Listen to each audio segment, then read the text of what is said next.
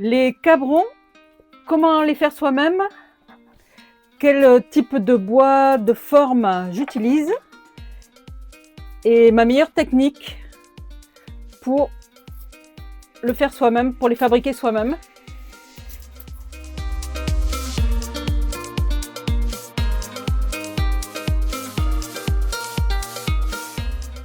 Allez, c'est parti!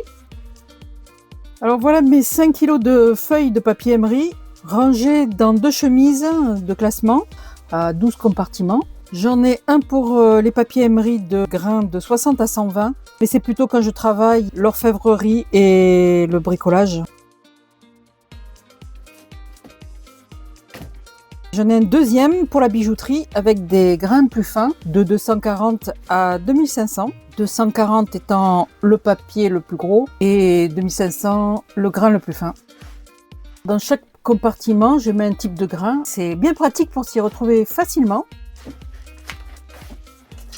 J'ai acheté divers tasseaux de bois dans un magasin de bricolage de diverses sections et diverses formes. J'ai acheté un bois rectangulaire. Celui-là, je l'avais, c'était des genres de pics à brochette que j'ai trouvé chez moi. J'ai acheté du triangulaire, alors une partie triangle et le dessus arrondi. Et j'ai acheté un petit tasseau demi-rond, plat dessous, arrondi dessus. Vous pouvez trouver des sections rondes, complètement rondes. C'est pratique aussi, mais je n'en ai pas besoin. Je fais avec les demi-ronds.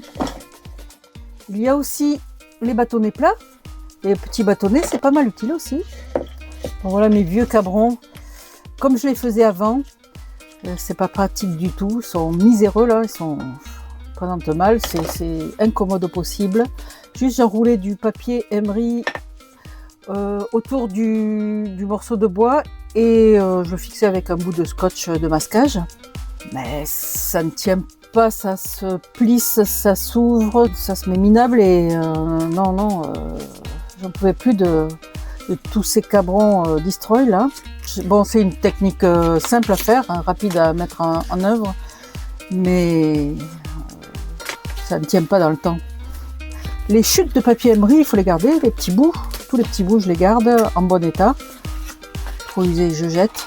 Et pensez à marquer le numéro de grain plusieurs fois sur les chutes parce que vous vous retrouvez avec des petits bouts, des fois vous ne savez pas quel numéro c'est et c'est bien pratique de l'avoir écrit. Je les stocke tous dans une petite boîte en plastique. Et maintenant je vous montre comment je fabrique proprement des cabrons sur du bois. Je prends une feuille de papier emery. Là j'ai pris du 600.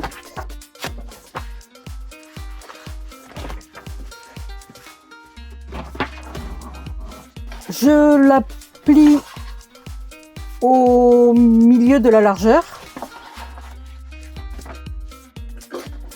Je découpe un petit morceau sur environ 10 cm la pliure. Je mets le cabron au bord du papier emery, en bas. Je marque avec un cutter ou une pointe à tracer le papier emery, mais sans le découper, hein, juste pour le marquer, pour pouvoir mieux le plier. Je le plie, je l'enroule autour. Je marque à nouveau avec mon cutter le papier pour pouvoir le plier.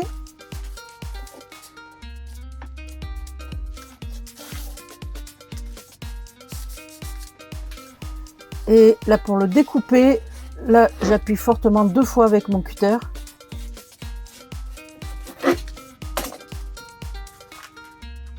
Je tire et ça se détache tout seul, plus qu'à le coller. J'ai acheté ce rouleau d'adhésif double face, c'est du fort, il est très fin, 6 mm de large. Et c'est nickel pour coller le papier emery sur le bois, ça tient super bien. Alors je vais mettre 2 bandes de double face bord à bord. Voilà, sur le plat d'abord.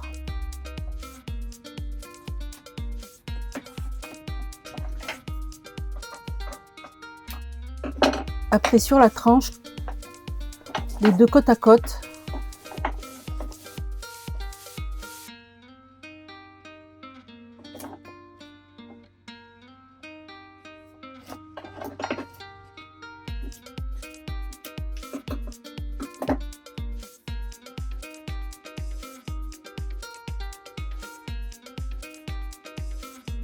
J'enlève la pellicule de plastique.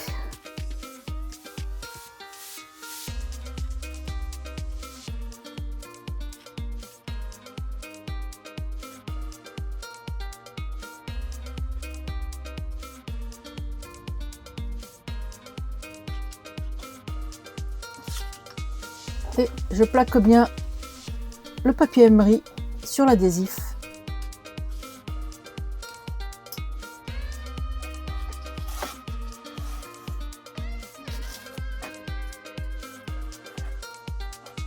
Voilà, ça fait un cabron propre. Les bords ne se décollent pas avec cet adhésif fort. C'est identique à ceux que vous pouvez trouver dans le commerce qui sont horriblement chers. À l'unité, ça se vend 4 à 8 euros. Et ceux du commerce ne me plaisent pas parce qu'ils sont quasiment entièrement recouverts de papier emery. Quand vous l'attrapez avec la main, vous attrapez sur le papier emery, c'est pas agréable. Là, j'ai l'espace pour mettre ma main sur le bois et non pas attraper du papier emery rugueux, sale. Si vous achetez une longueur de bois de 2,50 m, vous pourrez découper dedans une dizaine de cabrons de 25 cm chacun à peu près.